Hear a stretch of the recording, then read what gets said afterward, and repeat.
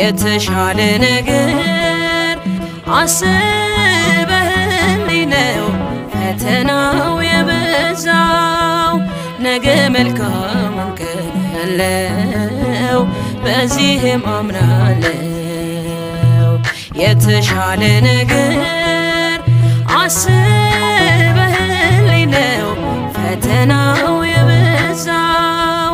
ነገ መልካሙን ቀን ያለው በዚህም አምናለው።